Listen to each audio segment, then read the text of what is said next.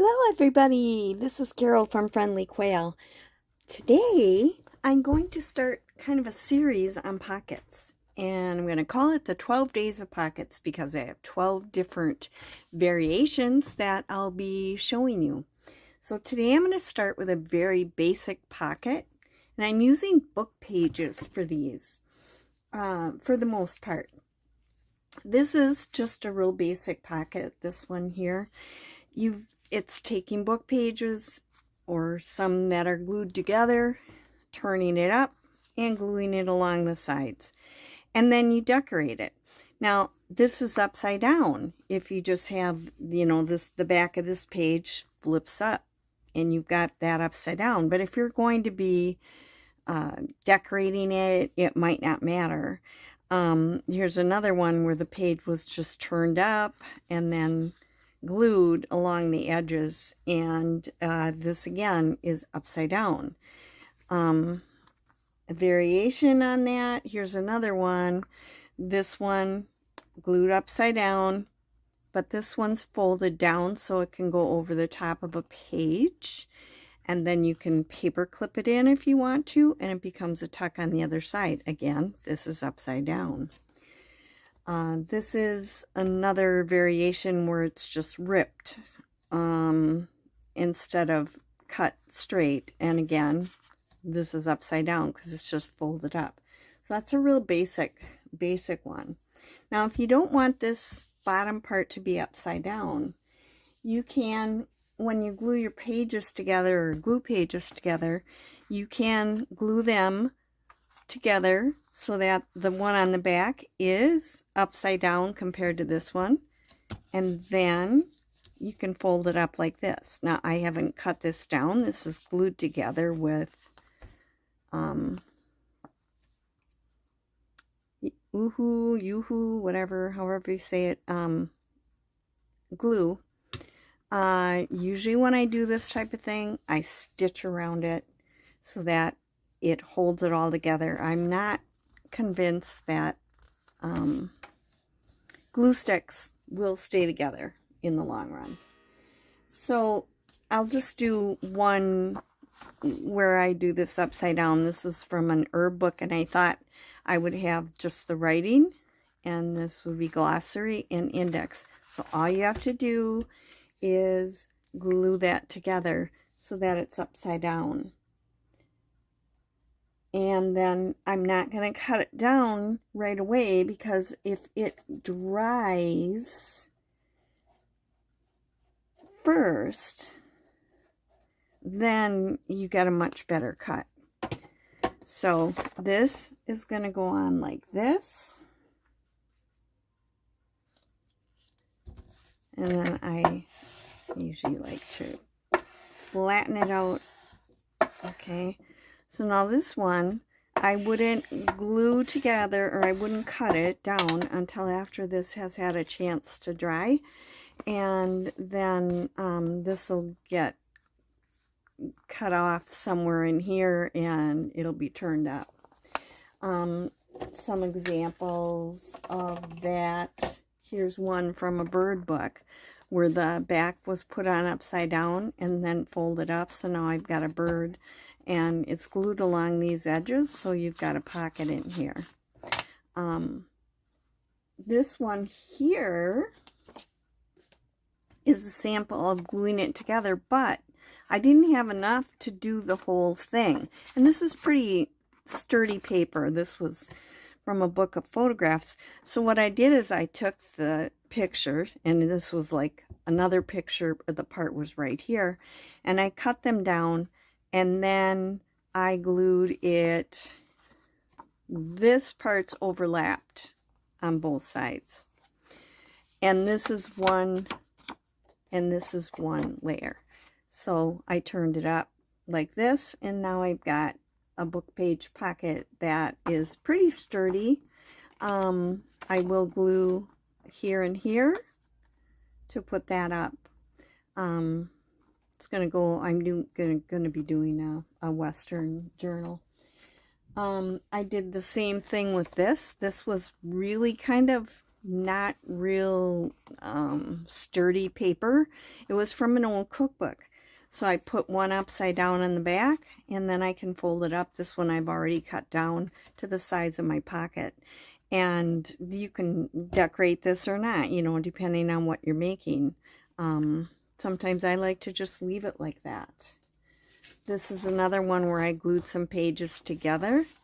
And I'm going to grab my put it this way. And what I would probably do is take off some of this because it's, you know, there was a lot of white on there, and when I glue pages together, if you can see this, it's not exactly even. Sometimes it overlaps just a little bit. So I do the same thing on this side and take some of it off. And then I'm always going to take some off on the side. So I'll take this one down, kind of like this, and then I'll decide how wide do I want my pocket.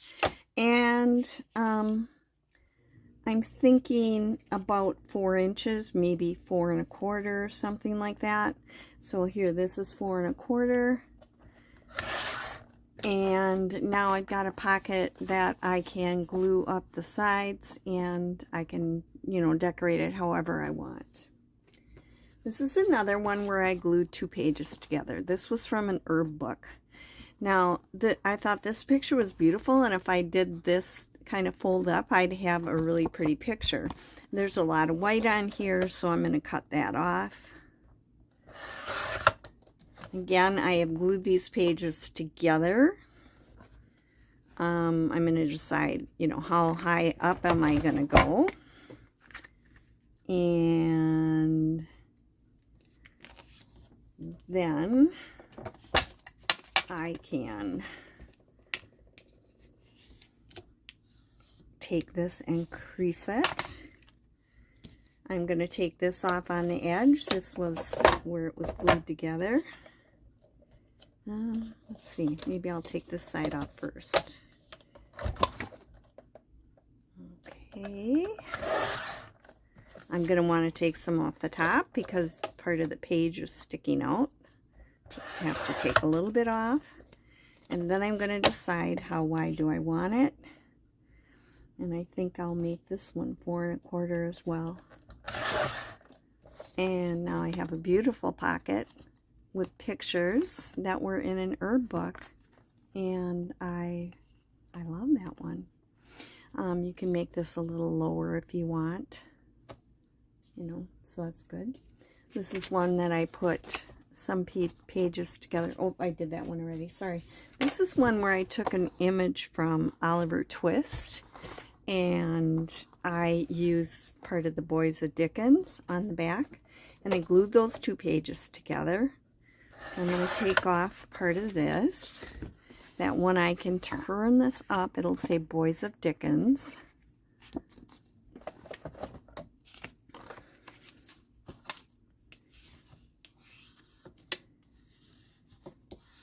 And we'll still have the picture of Oliver wanting his more. Okay. And then I'm going to take some off of here. I'll take it down to the top of the picture on this side. And let's see, 4 1/4 still gives me the guy right there. And we've got a pocket with Boys of Dickens. I could make it a little thinner too, but that's what I did. I'll set this down here for a sec. Alright. I can also take a book like this where there's really beautiful pictures in it, and you can make pockets out of things that are already there. Like I took this page and put another page on the back, glued it together, and then I cut it down so that I had this part that folded up. This was at the top of a page, and this was near the top of a page. So now I can put some glue on both of these sides, and I can put my tag in the paper. I was going to show you this one, and this came from the book as well. Okay, so I saw these two, and I thought this would make a nice pocket if I had this on the bottom part and this on the top. So I would want to get this one here so I can turn it up, and I'll end up cutting a little bit of that off so I could glue that together.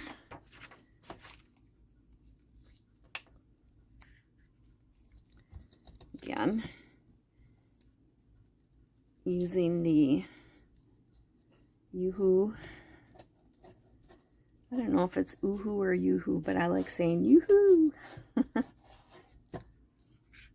Like that. And I'm going beyond where I know I'm going to cut it off. So I get this all the way to the edge. Put this one on top of it. This is the top of my pocket.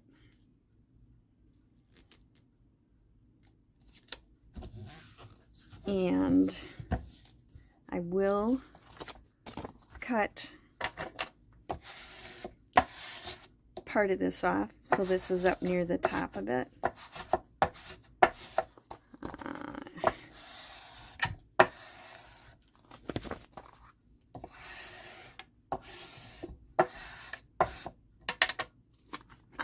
And I don't want to cut this one yet, but it will come up like this, and we'll have the tree and that. And then I found this page, and I thought it has a poem on it, Fir Tree Tall, with a poem in shape of a tree. I thought this would make a great tag to go in this pocket, so that then you could put that in, and when you took it out, it would say the tree underneath it. It would say the tree on here. But like I said, I can't cut it off yet because this is still wet. So maybe I can show you that one another day, finished with a tag in it. I thought that would be great, a great tag. Okay, so very simple pockets, but you can try some. Now this is a book page that has been glued together, and I'm not going to fold it up. What I'm going to do with this one is use a piece of, if I can find it, I had it cut already.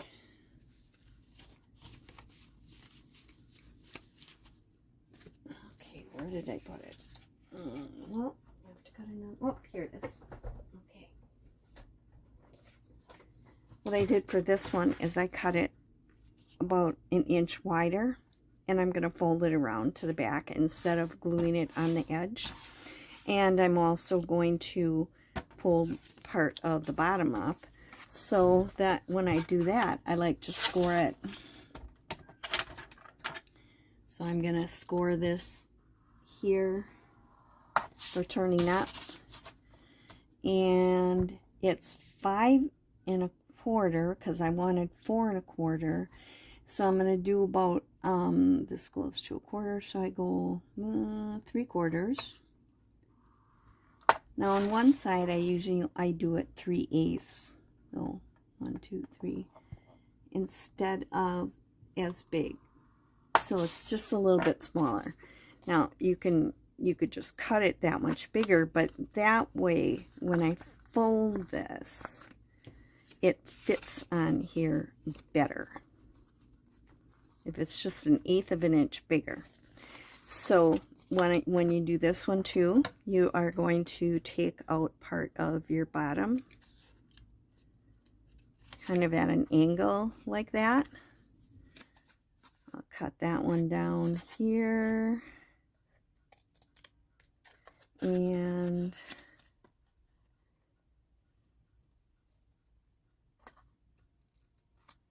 like that. All right, and then get some glue. Now, when you do a pocket like this, I kind of like that better because you've got your pocket all the way to the edge then. And you could do this with book pages too. Instead of gluing it down along the edge, which makes your pocket that much smaller, you could do this. Make a pocket like this. So I'm going to put it inside of here.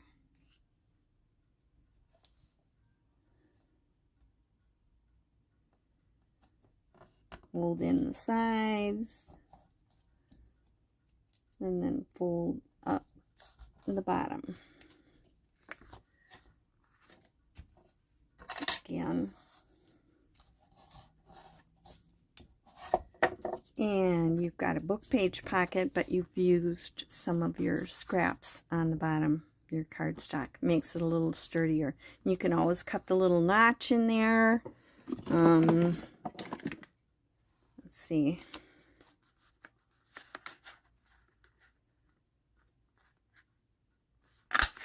And you've got a pocket. And again, you can take your distress ink and you can ink it. Now, if you ever put a pocket on or something and you want to ink this edge and you haven't done it yet, you take some scrap out of your recycle box.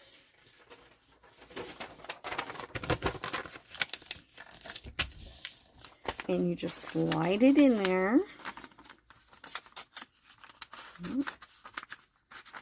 If it doesn't have it, it can be a little bit smaller too. Do it that way. And move it from side to side. And so now what I can do is I can take my distress ink and I can just kind of go over the edge like this.